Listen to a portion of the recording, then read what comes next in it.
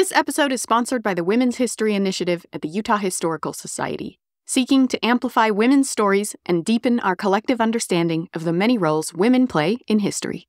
And by our patrons, Zeb Potter, Skylar Collins, Julie Gray, Bree Smith, Robin Brown, Kim Hokinson, Jan Elise Cannon, Jill Harrigan, Jamie Lang, Maria Sanchez, Heather McKinnon, Valerie Jacobson, Chantel Oliver, Caitlin McTaggart, and Molly Moss. Thank you so much for being our patrons. We couldn't do it without you. Hi, Olivia. Hi, Katie. Strap on your corset and lace up your boots because we're headed to the Gilded Age today. Yes. What a time to be alive. A time when things were gilded, sparkly gold on the surface. Yeah. Perhaps rotten underneath. But I think it would have been a pretty exciting time to be alive just because of all the new inventions and discoveries and just massive change, especially in America. And the clothes. Yeah. So we're talking like 1870 to 1920-ish. During the Gilded Age, the United States experienced the most explosive growth of any country in the history of the world. And it wasn't a baby boom, it was immigration. Yeah. That's one of the things that I think would have made it such a fascinating time. Just like this constant flood of newcomers and this constant flood of new discoveries and innovations and ideas. Like, I guess we can kind of relate to it today. Maybe in the future, people will say the same thing about the early 21st century. Yeah, it does feel like this is the only time period that I can think of where the amount of change in one lifetime is just unfathomable. Yeah. And so we are going to go to one of the great immigration hubs of the Gilded Age, Boston. Yay! And there's one neighborhood there that, during the Gilded Age, was the center of society. The brand new real estate development of Back Bay, Boston. Oh! To mingle among the righteous, high and mighty of this great late Victorian era. The Boston Brahmins. Yes! And we're going to go inside one of their houses, actually. Ha-ha. It's a time capsule. Some historians say that the Boston Brahmins were as close to titled aristocracy as America ever got. Yeah.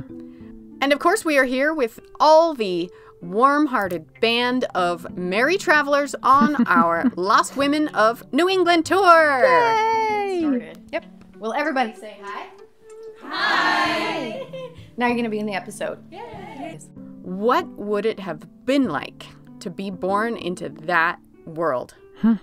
One thing that dominated Boston Brahmin culture was that idea of noblesse oblige. You know, that as a Brahmin, you're obligated to be educated and cultured and to contribute to the betterment of society. You're not just like a jerk rich person. You're doing good.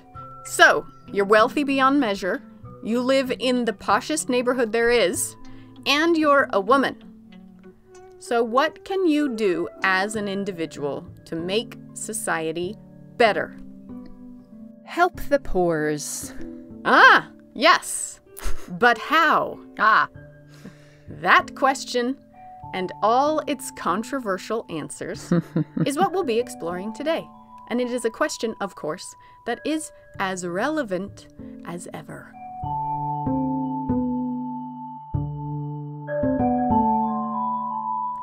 I'm Katie Nelson. And I'm Olivia Mickle. And this is What's Her Name? Fascinating women you've never heard of.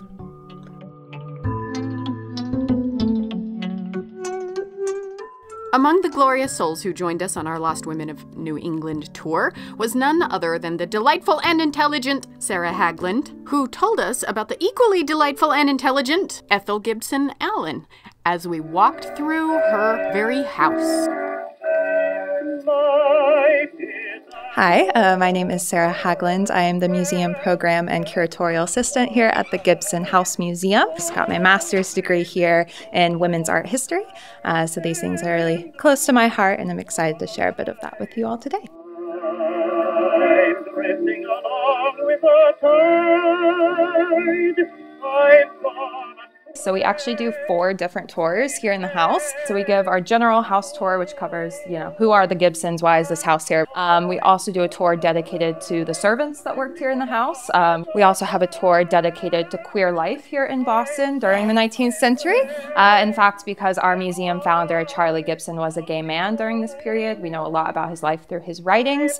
And then we also do a tour dedicated to the Little Women movie from 2019, because this was one of the filming locations.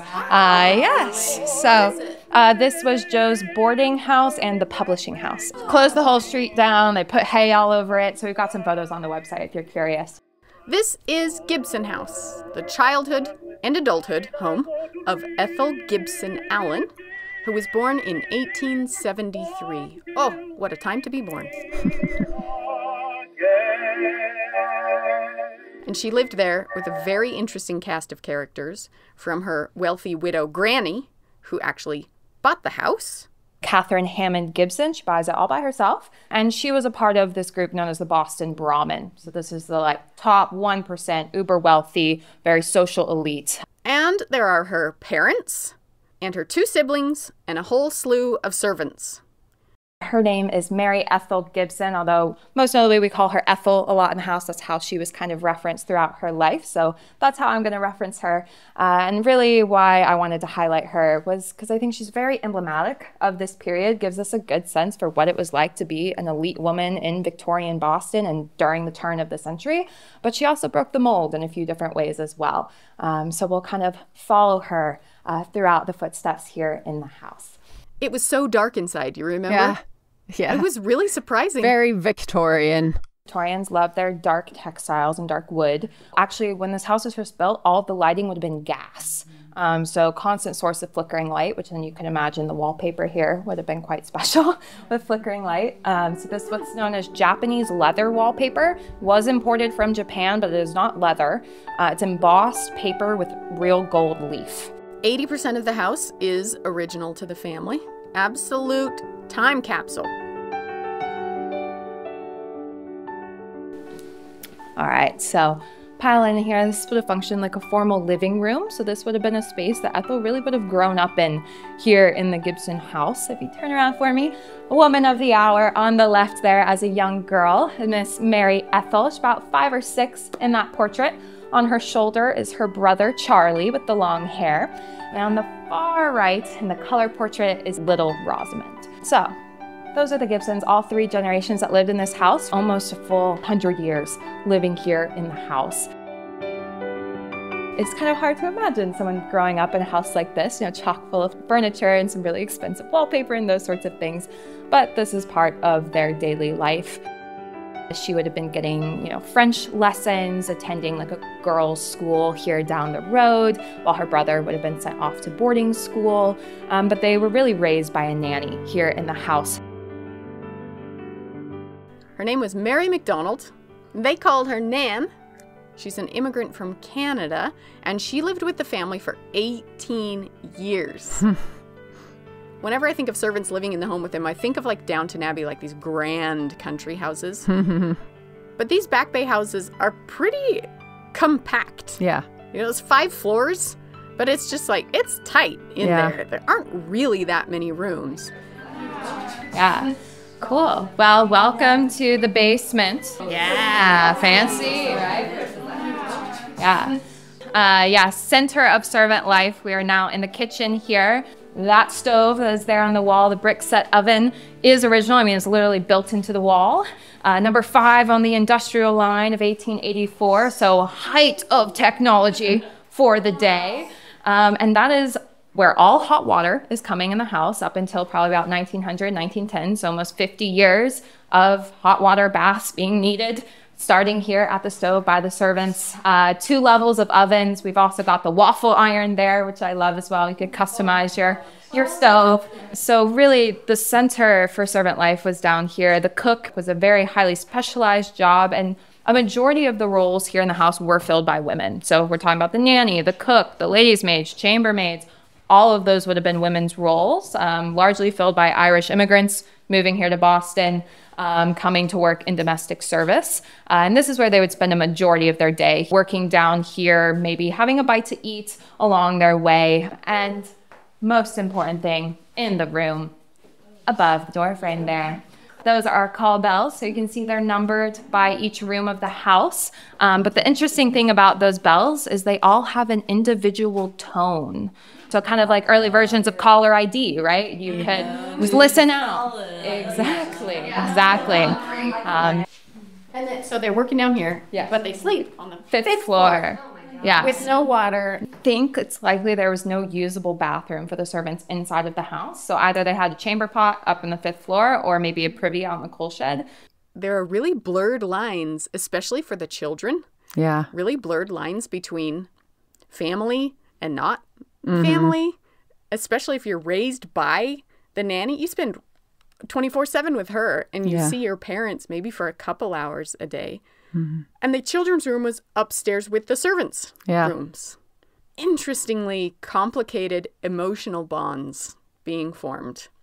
And then you grow up and are expected to treat servants like furniture, right? The way you survive is by not feeling that they're people, so it's not an invasion of privacy.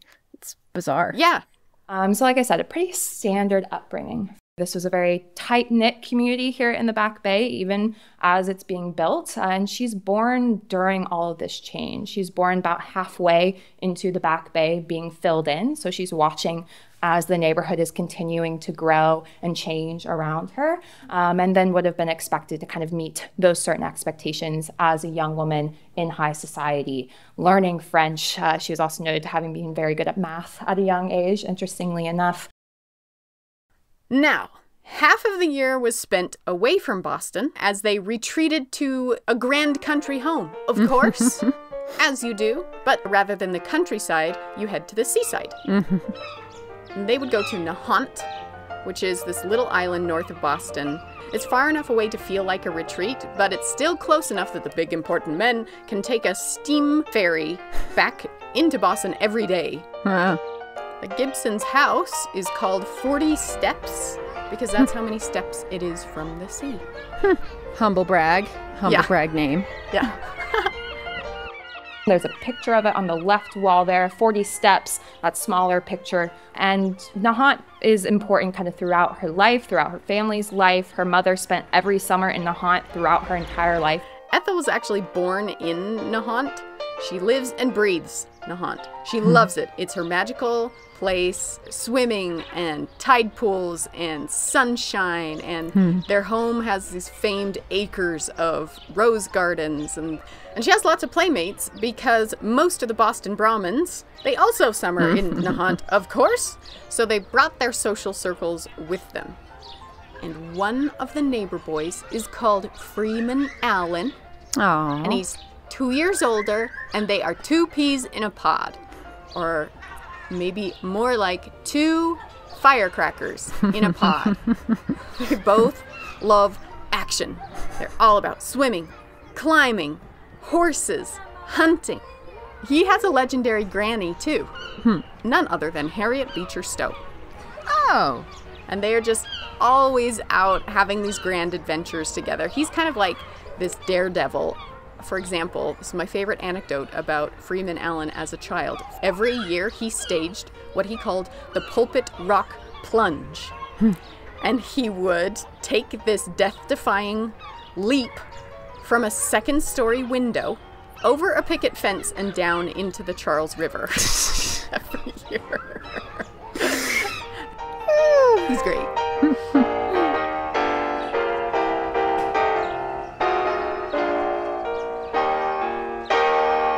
All right, so we'll make our way in here.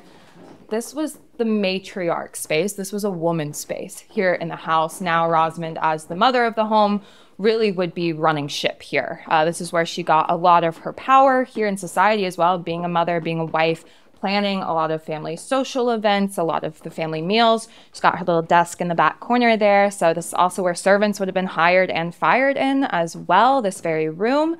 And for her daughters, this would have been an important space where they start to learn how to take on some of those roles important for these, elite women. And that was especially true for Ethel. So this is the pattern of life as the Boston Brahmins grow older. Education, culture, luxuriously beautiful summers, and the focus is kind of on developing your character. It's very much a culture of what are you going to be when you grow up? What are you going to contribute to society? And when Ethel's 18 and coming of age, she's planning her big coming out ball. There's all the usual society pomp. She lands on her life mission. She is going to help the poor, especially those in need of medical treatment who can't afford it. So in 1892, Ethel and her mother Rosamond are some of the founding members of what is known as the Vincent Club, a charitable organization to help support the Vincent Memorial Hospital, which was actually a hospital for working, poor, wage-earning women. The Gibsons kind of took this on, especially Ethel.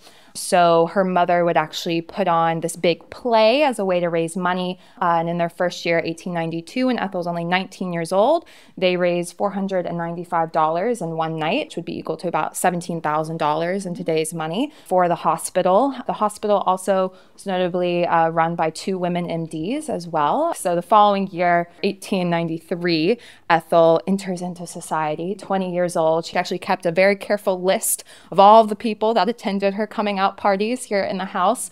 But she also then had her kind of debutante ball with the Vincent Club's play that year that they had. But interestingly, Ethel, as a part of her coming out, chose to play the role of a man. So we have an image here. She is the one kneeling here in this newspaper image in the wig. Amazing. Dressing in a ridiculous wig as a man for her debut on the stage. And I love her sense of humor. She played Adonis Fickleton. To think, as a young 20-year-old woman making your social debut, you choose to play the leading role of a man here in the play, which I just love. And she continues to really kind of lean into the theatrics. And in 1895, then Ethel also put on a solo dance to raise money. Here is an image of her here in her getup, what was known as the butterfly dance for the Vincent Club that year. And the really notable thing about the Vincent Society was it was only women were allowed to be in attendance. So no men were allowed. This was a woman's space to raise their money.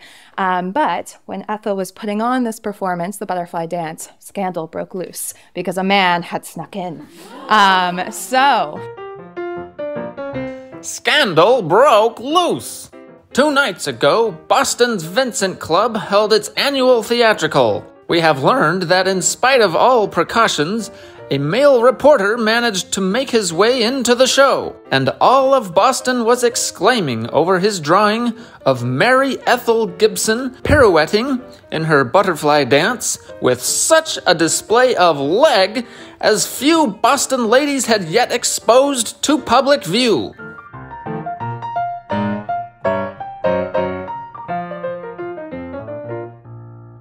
Cool. I also always love to point out in this space, you've got the 2 call bell cranks there on either side of the bed. So that is how the family would call for their servants. So the original pulleys and wires are all throughout the walls of the house. So they likely still work. We're not allowed to test them. And then in the bathroom, there's the electric call bell button beside the bathtub as well. So, you got to be able to call your servants no matter what time of day it is. Turn the crank and it would ring the bells in the basement. Now, those servant bells are a great cause to stop and reflect, because how much were servants paid back then? Next to nothing. Yeah. It was just the way things were. These were almost always poor immigrant women who had no other options for work. I'd say it's like 85% of all the servants in all the houses of the Brahmins are Irish immigrants. Mm-hmm. If they fell ill, they would not be able to afford medical care. They might end up in a charitable hospital, for example, like St. Vincent's. Food for thought. Classic Gilded Age situation. Abstract charity is always much easier and more appealing than charity beginning at home. So amazing. Yeah, especially because the St. Vincent's Hospital is especially aimed at the working poor. All of her employees. Amazing. Yeah. And I mean, at the same time, all the great giants of the Gilded Age, like, J.P. Morgan and Andrew Carnegie. Yeah. They've got the same situation going on where they're becoming billionaires and spending their money, all their money, for public programs. But also, when their own employees strike, they crush that strike ruthlessly and refuse to give an inch. It's the money. Just so fascinating. I will donate the money that I made on the backs of the working poor to aid the working poor. Of course, nobody, puts your name on the building when you just pay your employees properly, so. Alrighty, folks. I shove us back here because grand reveal.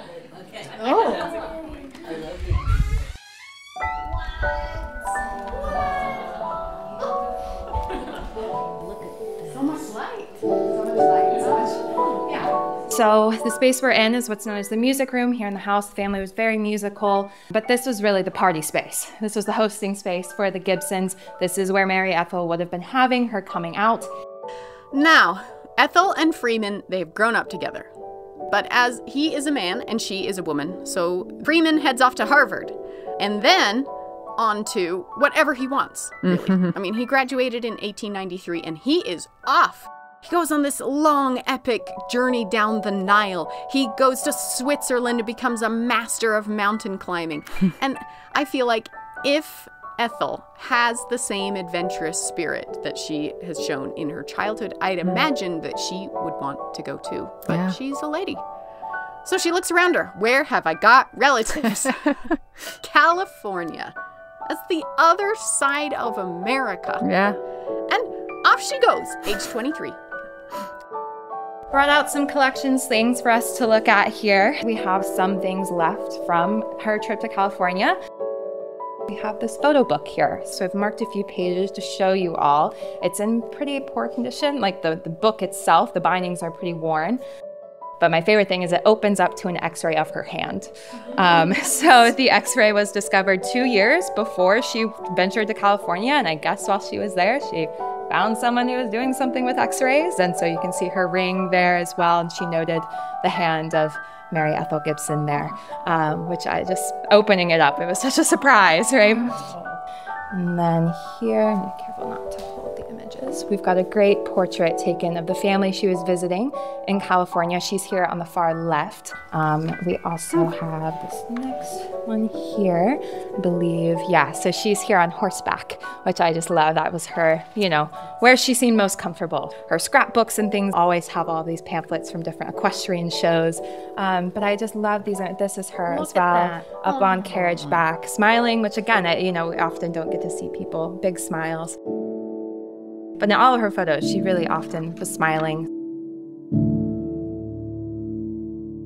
By 1900, Freeman is in Cuba, and he's a physician for the U.S. Army, which has occupied Cuba. And their mission is to try to solve yellow fever. He writes Ethel lots of interesting letters. We have their letters throughout their friendship, and so they grew up as friends, and in a lot of her letters, she was always calling him out. July 1st, 1900. Dear Ethel, to answer your letter satisfactorily, a personal interview would be better than a letter, and I do not pretend in this letter to adequately answer yours. The upshot of your letter is this. I know you to be a practical, clear-headed, and intelligent person. When, therefore, you accuse me of ungratefulness, selfishness, and egotism, I know that there must be something in it. But I do not see clearly exactly wherein I have been this guilty. Anyway, I do not care to try to defend myself, for if I have been neglecting and offending you, I must have been doing the same to my other friends. And I should like to learn to do better, and to learn little details or some method of improving in this regard which you may be willing to show me. But as I say, I recognize the force of your letter, and the direct fact is that I did neglect you, actually, although mentally, I still consider you to be one of my best friends. His character really comes through. He does heroic things, but you would never hear about it from him. Like, he voluntarily exposed himself to yellow fever while he was there to act as a kind of a lab rat to try to eradicate the disease. Wow. And he almost died. And in the end, yellow fever was eradicated. He was never one to promote himself in any kind of way. Her letters to him, we don't have many of. This one he wrote to her when they were still just friends, when she traveled to California, drew this image of her up on horseback. Female desperado, he writes at the bottom. He's drawn her with a knife in her mouth and a gun in the hand. Maybe gives us a sense for her kind of personality.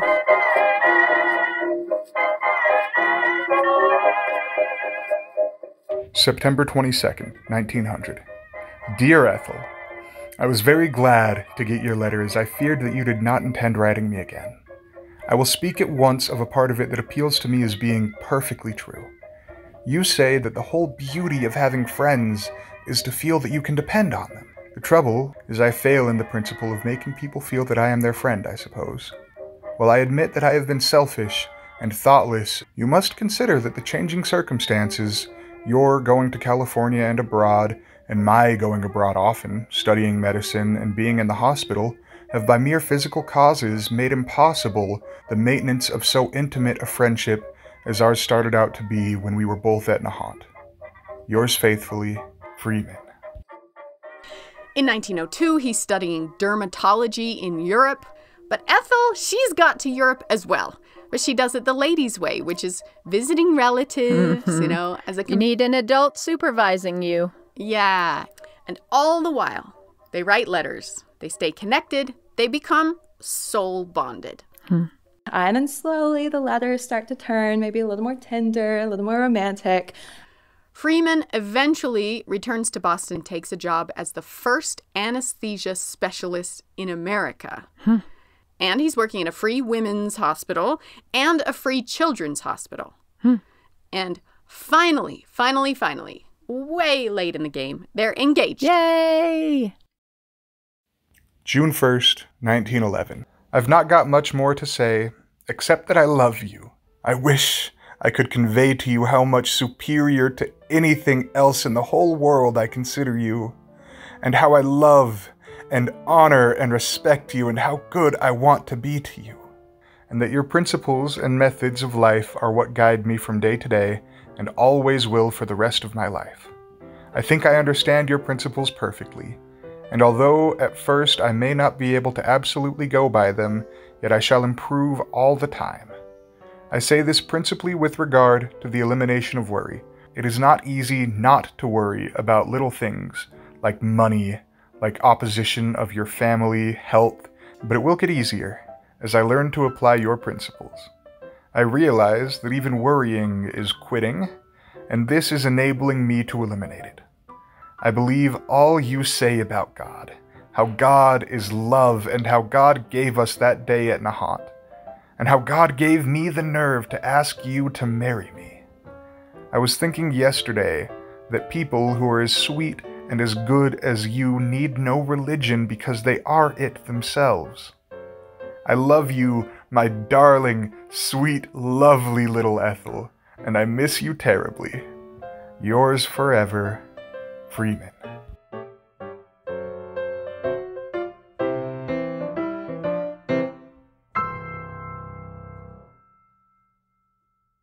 This season of What's Her Name is sponsored by the Women's History Initiative at the Utah Historical Society.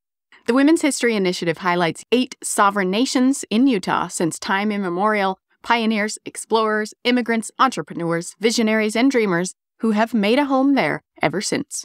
Join the Society to read the Utah Historical Quarterly, attend free virtual events, and get news about the future Museum of Utah. Visit history.utah.gov/UWH to learn more. And the long-awaited statue of What's-Her-Name favorite Dr. Martha Hughes Cannon will be installed in the National Statuary Hall collection at the U.S. Capitol within the next few months. Just the 13th woman featured in the hall. Follow at Utah State History on Instagram to catch Martha on the move as she makes her journey to D.C.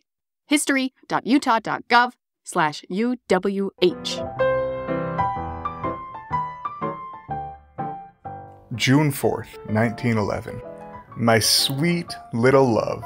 I haven't got anything more to say except that I love you, love you, love you, and worship you and adore you, and will forgive all your faults, and always be good, kind, and gentle to you.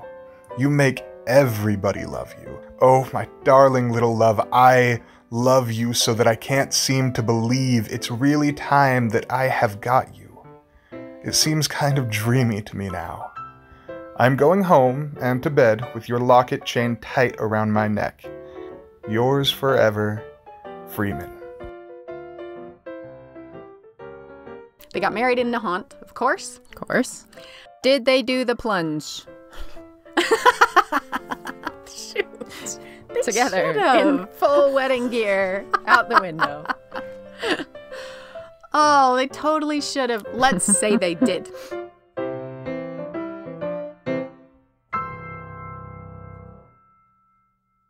But the last thing, which I love, there it is. It is a white rose with a poem that was written on the day of her wedding by her soon-to-be husband. So this was a rose she kept from her wedding. We have the photo of her wedding here. So she's there in the center with the long train beside Freeman Allen. But interestingly, too, the date of her wedding, I don't know if any of you saw it, was 1911. She was 38 years old when she got married, almost 40 years old, and they had a courtship for 10 to 15 years of her life. So really it seemed to be a choice for both of them to wait to get married. It would have been quite uncommon for that day as well. And also here a photo of them a little later on, I believe late 1920s, smiling at each other, which I just love. I believe it was taken at a kind of equestrian club, so he was also an avid adventureman, horseback rider, so they would do that often throughout their lives. So she's got a great smile. She does, right? Yeah. Both of them are just beaming, joyful people. Yes, yeah. So now Ethel has moved a few houses down to join Freeman in his Grand Back Bay house. And by this point, Ethel has joined the boards of more charities. She is also on the board of the Channing Home, which provides medical care to women with tuberculosis, which was one of the deadly killers of the age. And she also is the director of the Tide Over League. You tide people over. Basically, it's sick pay for people until they can return to work. So again, the mentality is so interesting. It's like, oh, look at these problems our servants have. Sometimes they have tuberculosis and they can't work. So now what are we going to do? So it's a really interesting mindset. Like, solve those specific problems rather than just give money directly to the person. Yep. That's how you contribute to the good of society in her world. Now, one cause that a lot of women in Boston are championing as the next great ethical issue of the day is votes for women. Yay! Will that make society better? Yes, she said. Now. No, not at all. Absolutely the wrong idea.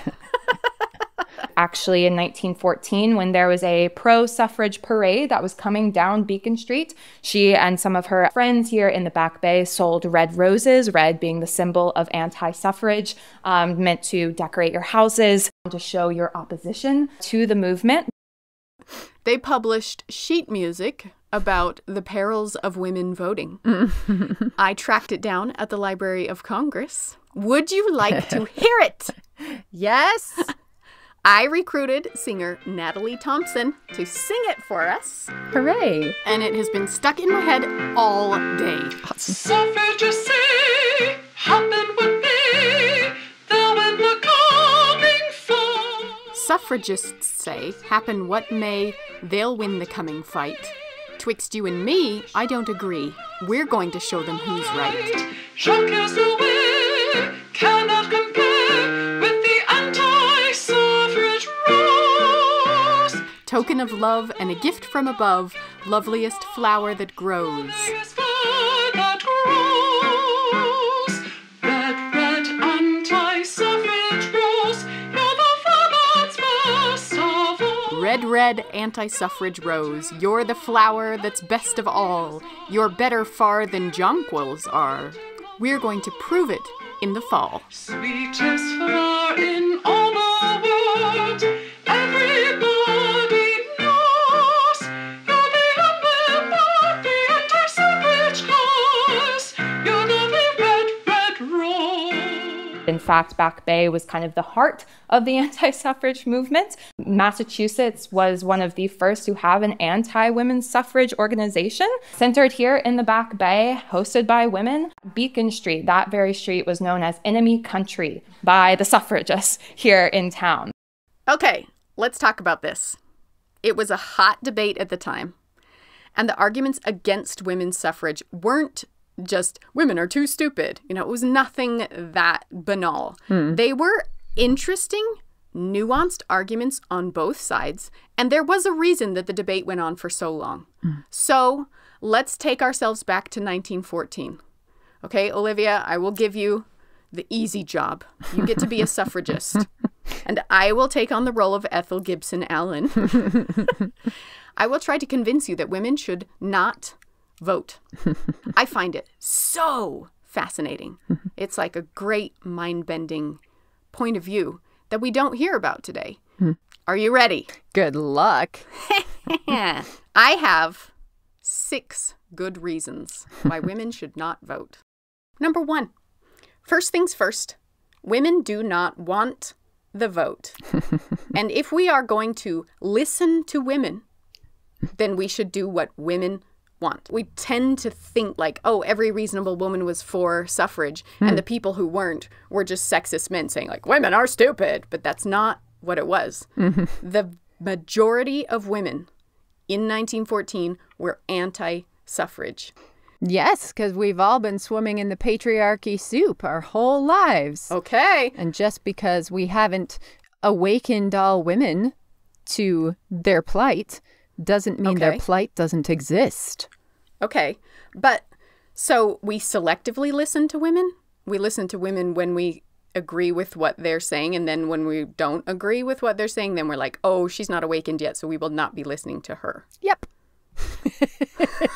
Okay. No, my argument would be nobody has to vote. Women who don't want to vote don't have to vote. But why should some women who don't want to vote prevent others from having the right to do so if they so choose? Great question. I will answer it forthwith. With my point number 2, speaking of humanity as a whole, in the long arc of human history, here's what we believe in 1914. Women will save the world by changing human nature. And we will change human nature not in the halls of government. We are going to make home a harmonious and soothing place. We are going to be eating good, healthy foods. We are going to raise kids right. We are going to educate them and teach them to do good toward their fellow men. And we will, by doing all this collectively, steer humanity towards the better angels of our nature. Women will save the world by doing that. The answer is at home, not in the halls of government. Do you agree with me there? Great. That sounds awesome. And voting takes 10 minutes of one day of your year. And you can take 10 minutes to also make your voice heard. Point taken. And if we are better, if we are morally better than men, which was largely the argument, shouldn't the people who are morally better be the ones making the decisions for society? I will refute it with my next point. Look what happens to men when they get involved in politics. No, thank you. Constant anger rather than empathy. Constant conflict instead of collaboration. That is not the right way to go. So the world of politics is toxic. And if we were to join that world, we would just become as gross as all the men. It's the political world that does it, that is corrupting to human nature. We should stay away in order to save ourselves. Well, my early 19th century first wave self would say, perhaps politics is that way because we have deprived politics of the influence of we morally superior women. And perhaps we are doing the greatest disservice to humankind by not bringing our morally superior, peaceful, empathetic viewpoint into politics and saving the men from their poor little selves. Okay. Why do you think so little of women as to believe that we would be tainted if we can do it in the home? Why can't we do it in the halls of government? Fantastic. I think this might be the crux of our 1914 disagreement right there. Because fundamentally, what we are disagreeing about is the political system that exists at the time and that it still exists today. Okay, so this is my point 4. Point 4. The political system that we have is a male system built by males for males, and it is based on masculine energy. If female energy, if harmony, empathy, collaboration, if that's going to save the world, why would we then take that energy and invest it into a political system that is clearly conflict-based, that puts us in camps and tries to convince us that the other is the enemy? I mean, like, imagine if you just had all female energy creating a government. What would it look like? It would not look like the system that some people are trying to get us to vote in. No. Rather than opt into that, we should steer it in a completely different way. What do you say to that? Yes, so let's get the vote.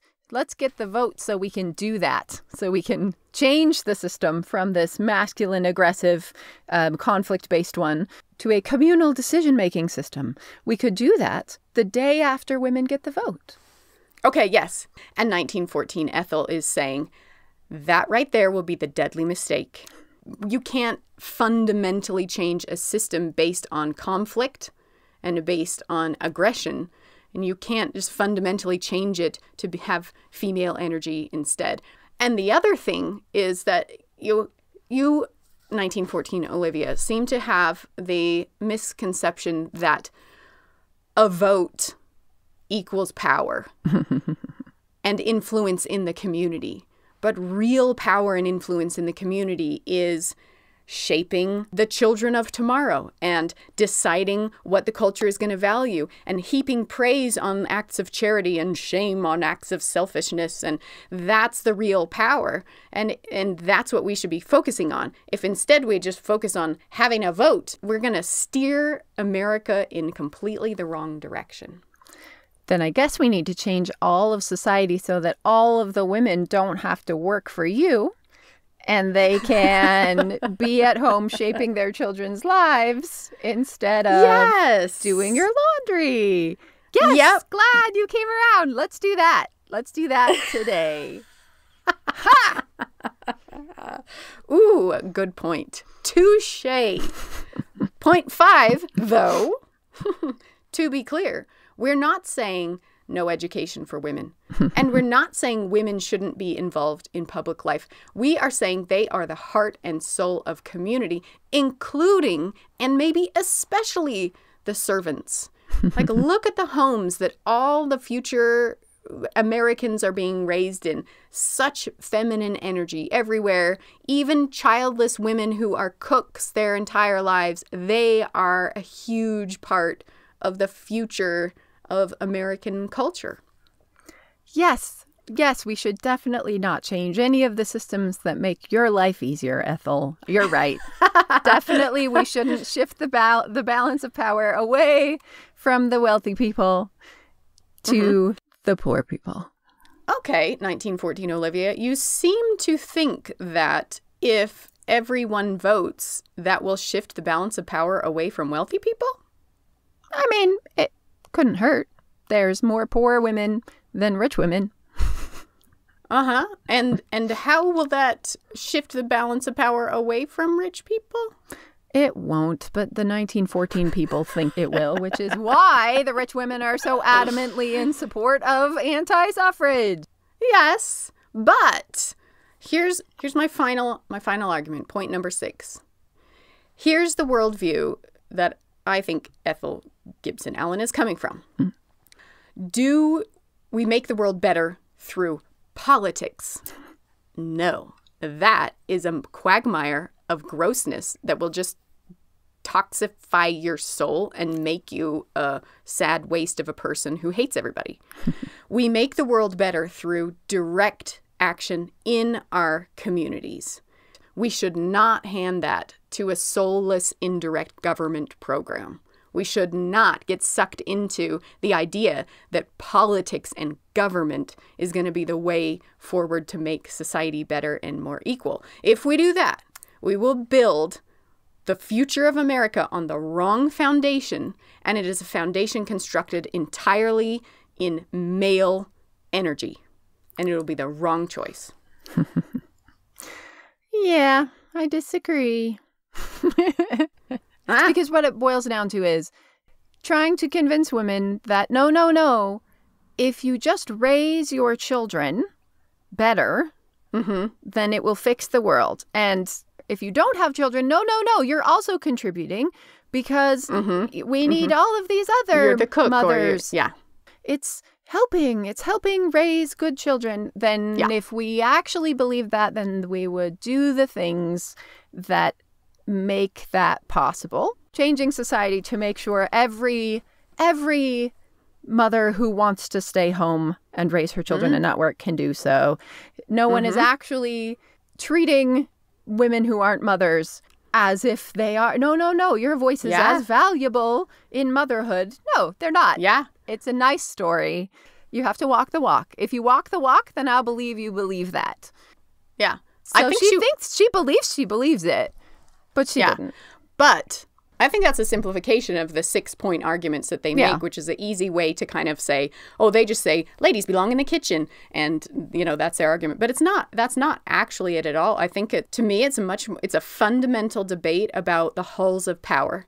Yeah. Where do we want the halls of power to be? Are we going to say the halls of power are in the Capitol building and in the voting booth, and those are indeed the halls of power? Or are we going to say, no, that's not the kind of power that is the future of America, and instead say the halls of power are the streets of our community. The halls of power are our neighborhoods. It's such a catchword today with building community and local everything. And that's really what she was saying, is that if we shift our focus to politics, we will stop being engaged in our local communities in meaningful, direct ways. And instead, we'll hand it all over to government programs, and then we'll be like, well, there we go. That's the best that we could do. And that's a masculine energy system, which isn't the way of the future. And I guess my final word would be, you don't get to decide that for other women, right? You don't get to tell me that I don't get to access that route because you think this route is better. Okay. You're not the boss of me. Me. Liberty. Yes, liberty. Liberty. What if we decouple all the ideas of gendered energy from the whole thing and just let individuals bring their individual energy, and you can dress however you want. I know. And still be in the halls of power. I know. See, that's the dream. That. I think that's the 21st century dream. What if we could call it aggressive energy, soft energy, collaborative energy, and just separate it completely from genders, and all people can have all the energy? Yes. There, problem solved. Let's just do that. Sweetest flower in all the world, everybody knows. You're the emblem of the anti-suffrage cause.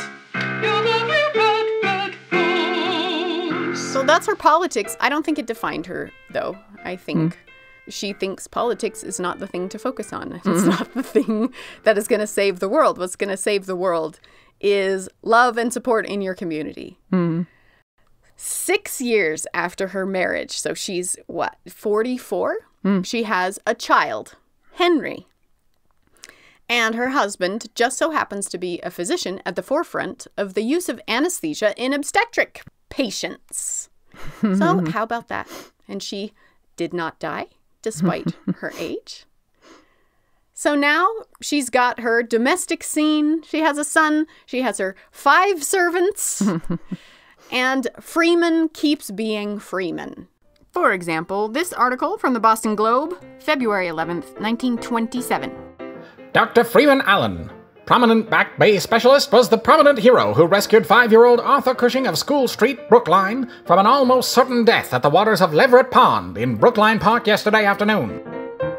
Dr. Allen was riding along the path, accompanied by Dr. Friend Lund of 527 Beacon Street.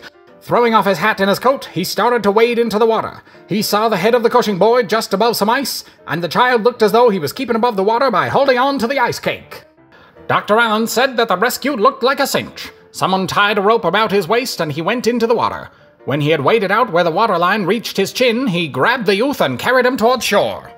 Dr. Allen managed to reach a ladder, which was pushed toward him and placed the boy on this. The lad was pulled ashore, and after he untangled himself from the rope, Dr. Allen with Dr. Lund worked on the Cushing boy and revived him. He is a specialist in administrating anesthetics, and because of that, is an expert in respiration work. No persons at the scene obtained the names of Dr. Allen or Dr. Lund. They were modest enough to keep quiet about it. A Globe man learned of this morning and obtained the name of Dr. Allen from the riding school.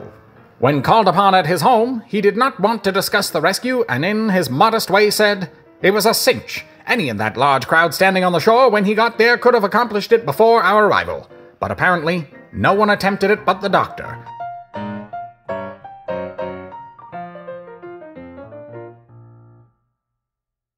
He's just so cool. He's the, what's the word for the cartoon? He's the person who does it. Oh, he's a batar. He's a batar. He's the person who just does the thing when it's needed. Yeah, he did. And then, in 1930, when he was 59, he died. Heart failure at home had always been the story. Dr. Freeman Allen was quite beloved here in Boston.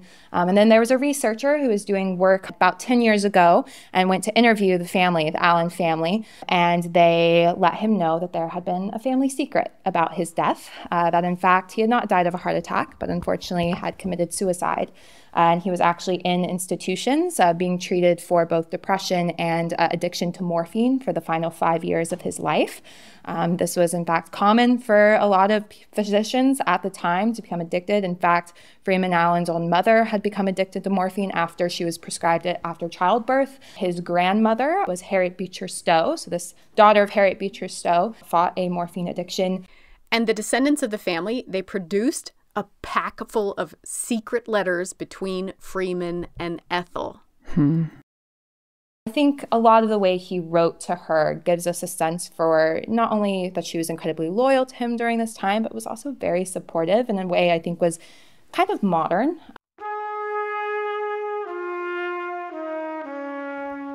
My darling Ethel. However disgraceful it may be, it is a nervous breakdown, and is a disease that must be treated, and this essential fact is what I have been losing sight of right along. As you say, I must recognize that I am ill, and being treated radically for a serious trouble. And I think that's the phrase there, as you say. She is telling him, right, that depression and addiction is an illness. This is something to be treated, which at this time, this was a moral failing that especially a physician should not have been fighting.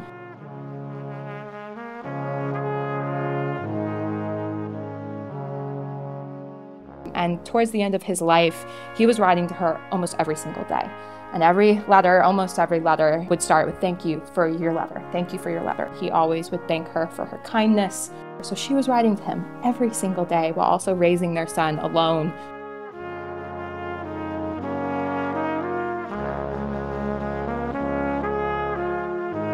In doing research for this tour, I stumbled upon another collection that had been donated by the Allen family, and it was a little booklet by Mary Ethel, a collection of her poems.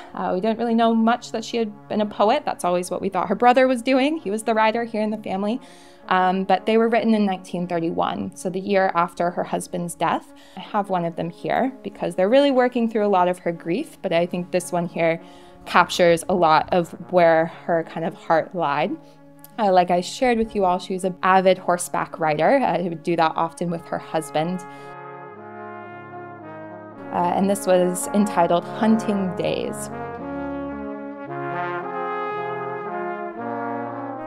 Love, how can it be on days like these, with autumn painted grass and trees, a riot of color on the hills and laughing water in the rills.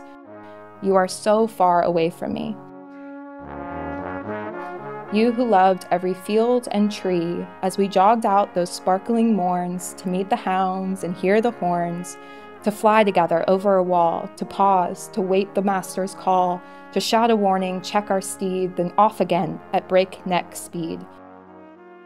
Oh, darling, come and let us race again through life at that mad pace. When hounds give cry and hoofs fly past, come back, oh happy past.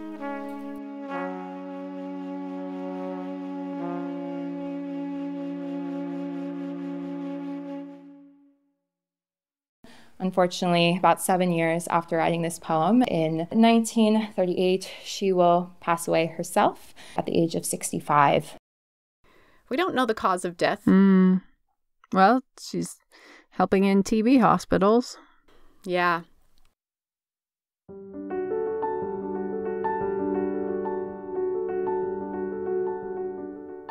Ethel Gibson Allen really gets me thinking about masculine power and feminine power, and it's such an interesting thought experiment to think, what if women hadn't bought into the masculine political system? What if she had had her way? What would society look like today? That is a fascinating question. I'm so grateful for the opportunity to get to share her story in the house now with you all. She lived here in this house 3/4 of her entire life. Oftentimes, as someone who studies women in history and listens to podcasts like these, we're told that, for women to be worthy of discussion, they must be extraordinary, right? They have to be the revolutionaries, the groundbreakers, the mold breakers, all of those sorts of things. But in many ways, Ethel was very ordinary. She's a privileged woman born into a social elite life that allowed her to have perspectives like being anti-suffrage and those sorts of things. And although that might complicate her story in our eyes, I think it helps round out the picture for what it was like to be a woman during the turn of the century and helps us kind of fill in the pieces to what is women's history as a whole.